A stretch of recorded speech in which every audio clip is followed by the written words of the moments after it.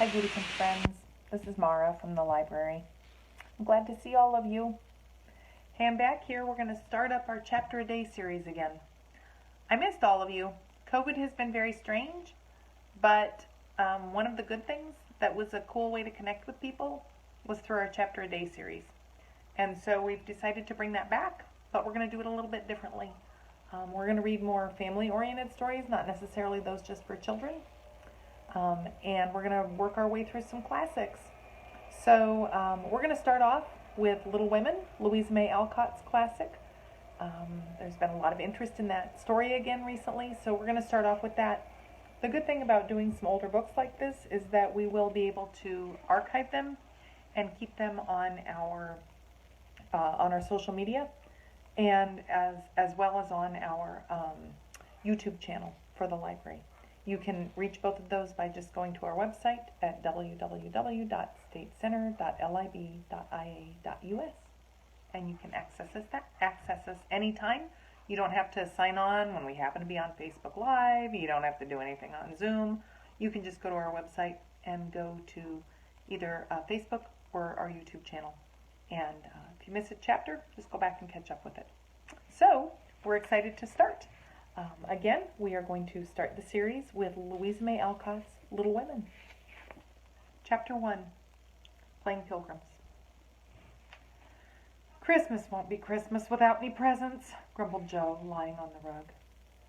"It's so dreadful to be poor," sighed Meg, looking down at her old dress. "I don't think it's fair for some girls to have plenty of pretty things and other girls nothing at all," added little Amy with an injured sniff. "We've got Father and Mother and each other," said Beth contentedly from her corner. The four young faces on which the firelight shone brightened at the cheerful words, but darkened again as Jo said sadly, "We haven't got Father, and shall not have him for a long time." She didn't say, perhaps never, but each silently added it, thinking of Father far away where the fighting was.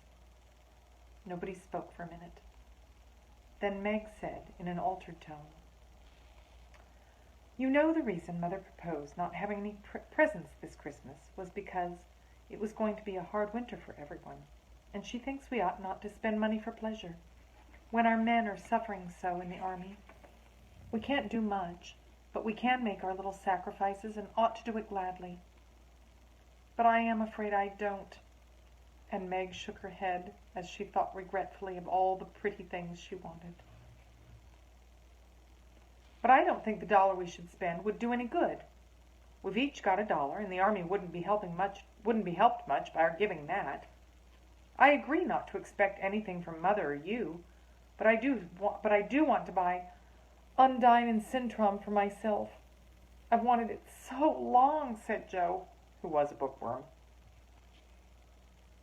"I have planned to spend mine in new music," said Beth with a little sigh, which no one heard but the hearth-brush and kettle-holder.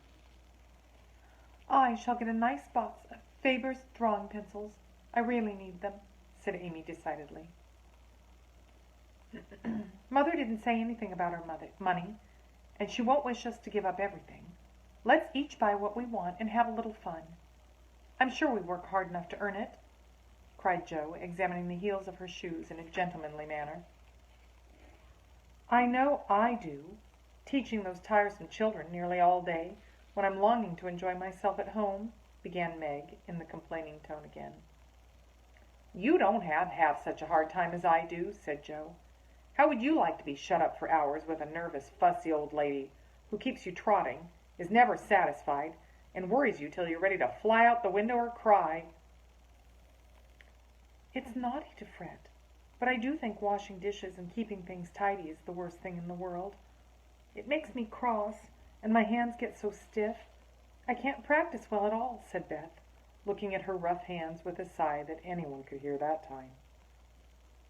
"I don't believe any of you suffer as I do," cried Amy, "for you don't have to go to school with impertinent girls who plague you if you don't know your lessons, and laugh at your dresses, and label your father if he isn't rich, and insult you when your nose isn't nice." "If you mean libel, I'd say so, and not talking about labels as if Papa was a pickle bottle. advised Joe, laughing. I know what I mean, and you needn't but be so satirical about it. It's proper to use good words and improve your vocabulary, returned Amy with dignity. Don't peck at one another, children. Don't you wish we had the money Papa lost when we were little, Joe? Dear me, how happy and good we'd be if we had no worries, said Meg, who could remember better times. You said the other day you thought we were a deal happier than the King children, for they were fighting and fretting all the time in spite of their money. So I did, Beth. Well, I think we are, for although we do have to work, we make fun for ourselves and are a pretty jolly set, as Joe would say. Joe does use such slang words, observed Amy, with a reproving look at the long figure stretched out on the rug. Joe immediately sat up, put her hands in her pockets, and began to whistle. Don't, Joe, it's so boyish. That's why I do it. I detest rude, unladylike girls. I hate affected, niminy-piminy chits. Birds in their little nests agree, sang Beth, the peacemaker, with such a funny face that both sharp voices softened to a laugh, and the pecking ended for the time. Really, girls, you are both to be blamed, said Meg, beginning to lecture in her elderly sister fashion. You are old enough to leave off boyish tricks, and to behave better, Josephine. It didn't matter so much when you were a little girl, but now you are so tall and turn up your hair, you should remember that you are a young lady. I'm not. And if turning up my hair makes me one, I'll wear it in 2 tails till I'm 20, cried Joe, pulling off her net and shaking down a chestnut mane. I hate to think I've got to grow up and be Miss March and wear long gowns and look as prim as a China aster. It's bad enough to be a girl. Oh, anyway, when I like boys' games and work and manners, I can't get over my disappointment in not being a boy. And it's worse than ever now, for I'm dying to go and fight with Papa, and I can only stay at home and knit like a poky old woman. And Joe shook the blue army sock till the needles rattled like castanets, and her ball bounded across the room. Poor Joe. It's too bad, but it can't be helped, so you must try to be contented with making your name boyish, and playing brother to us girls, said Beth, stroking the rough head at her knee with a hand that all the dishwashing and dusting in the world could not make ungentle in its touch. As for you, Amy, continued Meg, you are altogether too particular and prim. Your airs are funny now, but you'll grow up an affected little goose if you don't take care. I like your nice manners and refined ways of speaking when you don't try to be elegant, but your absurd words are as bad as Joe's slang. If Joe is a tomboy and Amy a goose, what am I, please? Asked Beth, ready to share the lecture. You're a dear, and nothing else, answered Meg warmly, and no one contradicted her, for the mouse was the pet of the family. As young readers like to know how people look, we will take this moment to give a little sketch of the 4 sisters, who sat knitting away at the twilight, while the December snow fell quietly throughout, and the fire crackled cheerfully within. It was a comfortable old room, though the carpet was faded and the furniture very plain. For a good picture or two hung on the walls, books filled the recesses, chrysanthemums and Christmas roses bloomed in the windows, and a pleasant atmosphere of home peace pervaded it. Margaret, the eldest of the 4, was 16, and very pretty, being plump and fair, with large eyes, plenty of soft brown hair, a sweet mouth, and white hands, of which she was rather vain. 15-year-old Jo was very tall, thin, and brown, and reminded one of a colt, for she never seemed to know what to do with her long limbs, which were very much in her way. She had a decided mouth, a comical nose, and sharp gray eyes, which appeared to see everything, and were by turns fierce, funny, or thoughtful. Her long, thick hair was her one beauty, but it was usually bundled into a net to be out of her way. Round shoulders had Jo, big hands and feet, a flyaway look to her clothes, and the uncomfortable appearance of a girl who was rapidly shooting up into a woman and didn't like it. Elizabeth, or Beth as everyone called her, was a rosy, smooth-haired, bright-eyed girl of 13, with a shy manner, a timid voice, and a peaceful expression which was seldom disturbed. Her father called her Little Tranquillity, and the name suited her excellently, for she seemed to live in a happy world of her own, only venturing out to meet the few whom she trusted and loved. Amy, though the youngest, was a most important person, in her own opinion at least. A regular snow maiden with blue eyes and yellow hair curling on her shoulders, pale and slender, and always carrying herself like a young lady mindful of her manners. What the characters of the four sisters were, we will leave to be found out. The clock struck 6, and having swept up the hearth, Beth put a pair of slippers down to warm. Somehow the sight of the old shoes had a good effect upon the girls. Her mother was coming, and everyone brightened to welcome her. Meg stopped lecturing and lighted the lamp. Amy got out of the easy chair without being asked, and Jo forgot how tired she was as she sat up to hold the slippers nearer to the blaze. These are quite worn out. Marmee must have a new pair. I thought I'd get her some with my dollar, said Beth. No, I shall, cried Amy. I'm the oldest, began Meg, but Jo cut in with the decided. I'm the man of the family now Papa is away, and I shall provide the slippers, for he told me to take special care of Mother while he was gone. I'll tell you what we'll do, said Beth. Let's each get her something for Christmas, and not get anything for ourselves. That's like you, dear. What will we get? Exclaimed Jo. Everyone thought soberly for a minute. Then Meg announced, as if the idea were suggested by the sight of her own pretty hands, I shall give her a pair of nice gloves. Army shoes, best to be had, cried Jo. Some handkerchiefs, all hemmed, said Beth. I'll get a little bottle of cologne. She likes it, and it won't cost much. So I'll have some left to buy my pencils, added Amy. How will we give the things? Asked Meg. Put them on the table and bring her in and see her open the bundles. Don't you remember how we used to do on our birthdays? Answered Jo. I used to be so frightened when it was my turn to sit in the big chair with the crown on and see you all come marching round to give the presents with a kiss. I liked the things and the kisses, but it was dreadful to have you sit looking at me while I opened the bundles, said Beth, who was toasting her face and the bread for tea at the same time. Let Marmee think we're getting things for ourselves, and then surprise her.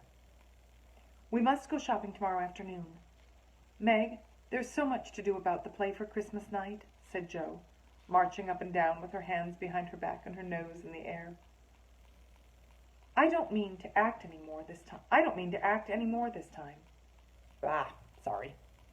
I don't mean to act any more after this time. I'm getting too old for such things, observed Meg, who was as much a child as ever about dressing up frolics. You won't stop, I know, as long as you can trail round in a white gown with your hair down and wear gold paper jewelry. You're the best actress we've got, and there'll be an end to everything if you quit the boards, said Jo. We ought to rehearse tonight. Come here, Amy and Jo. Oh, come here, Amy, and do the fainting scene. For you are as stiff as a poker in that. I can't help it. I never saw anyone faint. And I don't choose to make myself all black and blue, tumbling flat as you do. If I can go down gracefully, I'll drop. If I can't, I shall fall into a chair and be graceful. I don't care if Hugo does come at me with a pistol, returned Amy, who was not gifted with dramatic power, but was chosen because she was small enough to be borne out shrieking by the villain of the piece. Do it this way. Clasp your hands and stagger across the room, crying frantically, Rodrigo, save me! Save me! And away went Jo with a melodramatic scream which was truly thrilling. Amy followed, but she poked her hands out stiffly before her and jerked herself along as if she went by machinery. And her ow was more suggestive of pins being run into her than of fear and anguish. Jo gave a despairing groan, and Meg laughed outright, while Beth let her bread burn as she watched the fun with interest.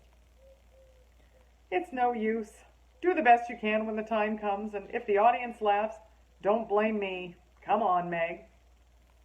Then things went smoothly, for Don Pedro defied the world in a speech of 2 pages without a single break. Hagar the witch chanted an awful incantation over her kettleful of simmering toads with weird effect. Rodrigo rent his chains asunder manfully, and Hugo died in agonies of remorse and arsenic with a wild "Ha! ha!" "Oh, it's the best we've had yet," said Meg, as the dead villain sat up and rubbed his elbows. "I don't see how you can write and act such splendid things, Joe. You're a regular Shakespeare," exclaimed Beth, who firmly believed that her sisters were gifted with wonderful genius in all things. "Not quite," replied Joe modestly. "I do think The Witch's Curse, an operatic tragedy, is rather a nice thing, but I'd like to try Macbeth. If only we had a trapdoor for Banquo. I always wanted to do the killing part. Is that a dagger I see before me?" muttered Joe, rolling her eyes and clutching at the air, as she had once seen a famous tragedian do. "No, it's the toasting fork with Mother's shoe in it instead of the bread. Beth's sage-struck," cried Meg, and the rehearsal ended in a general burst of laughter. "Glad to find you so merry, my girls," said a cheery voice at the door, and actors and audience turned to welcome a tall, motherly lady with a "can-I-help-you" look about her, which was truly delightful. She was not elegantly dressed, but a noble-looking woman, and the girls thought the gray cloak and unfashionable bonnet covered the most splendid mother in the world. "Well, dearies, what have you got on to today?" "There was so much to do getting the boxes ready to go tomorrow that I didn't come home to dinner. Has anyone called, Beth? How is your cold, Meg? Joe, you look tired to death. Come and kiss me, baby." While making these maternal inquiries, Mrs. March got her wet things off, her warm slippers on, and sitting down in the easy chair, drew Amy to her lap, preparing to enjoy the happiest hour of her busy day. The girls flew about, trying to make things comfortable, each in her own way. Meg arranged the tea table. Joe brought wood and set chairs, dropping, overturning, and clattering everything she touched. Beth trotted to and fro between parlor and kitchen, quiet and busy, while Amy gave directions to everyone as she sat with her hands folded. As they gathered about the table, Mrs. March said, with a particularly happy face, "I've got a treat for you after supper." A quick, bright smile went round like a streak of sunshine. Beth clapped her hands, regardless of the biscuit she held, and Joe tossed up her napkin, crying, "A letter! A letter! 3 cheers for Father!" "Yes, a nice long letter. He is well and thinks he shall get through the cold season better than we feared. He sends all sorts of loving wishes for Christmas, and an especial message to you girls," said Mrs. March, patting her pocket as if she had got a treasure there. "Hurry and get done. Don't stop to quirk your little finger and simper over your plate, Amy," cried Joe, choking on her tea and dropping her bread butter side down on the carpet in her haste to get to the treat. Beth ate no more, but crept away to sit in her shadowy corner and brood over the delight to come till the others were ready. "I think it was so splendid in Father to go as chaplain when he was too old to be drafted and not strong enough for a soldier," said Meg warmly. "Don't I wish I could go as a drummer, a Vivon with its name, or a nurse, so I could be near him and help him," explained Joe with a groan. "It must be very disagreeable to sleep in a tent and eat all sorts of bad-tasting things and drink out of a tin mug," sighed Amy. "When will he come home, Marmee?" asked Beth, with a little quiver in her voice. "Not for many months." Ah! There go my dogs. Sorry. I think